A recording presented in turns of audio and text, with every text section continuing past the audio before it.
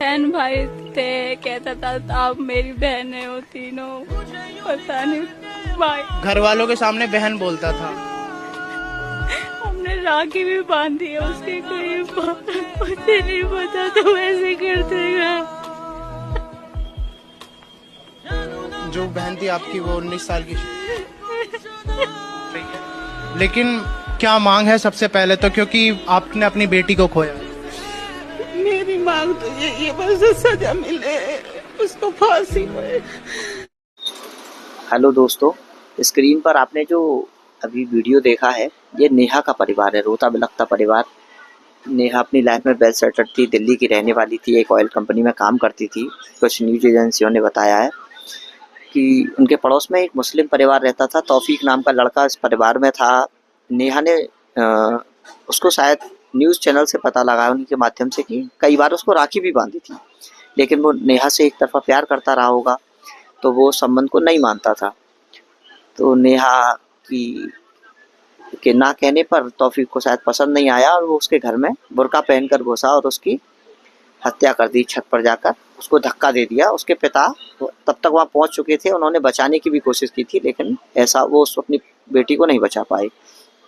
समस्या यहाँ नहीं है, समस्या ये तो एक अपराध है, ये कोई भी कर सकता है। लेकिन समस्या शुरू कहाँ से होती है? समस्या शुरू होती है हमारे विचारों से। जैसे हम लोग अगर किसी को बहन बांध लें या कोई लड़की हमारे राखी बांध दे, तो हम लोगों के दिमाग में ये तय हो जाता है कि नहीं, अब ये हमारी बहन है, अब कुछ नहीं हो सकता। लेकिन इनके साथ ऐसा नहीं है। इनकी एक पाक किताब है कुरान। कुरान की एक आयत है, उस कुरान कई पार्ट में है। इसमें सूरे एहजाब एक हिस्सा है, सूरे एहजाब की आयत नंबर 4 है, जिसमें कि एक वाक़या दर्ज है कि इनके मोहम्मद साहब जो नबी थे, उनका एक मुँह बोला बेटा था जैद, और उसकी पत्नी का नाम था ज़ैनब।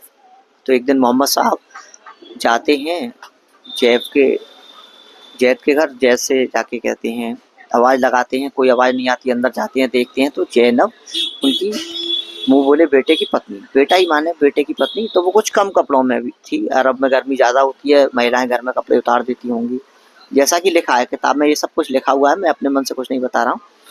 तो वो उसको देखते हैं और किताब में ये भी लिखा है कि ज़ैनब बहुत खूबसूरत एक महिला थी, एक अच्छे परिवार की थी।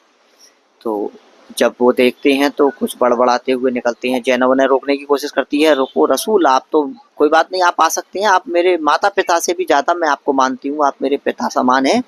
लेकिन किताब में उसमें कहीं कोडिंग में ये तफसीर जब करते हैं हम तर्जुमा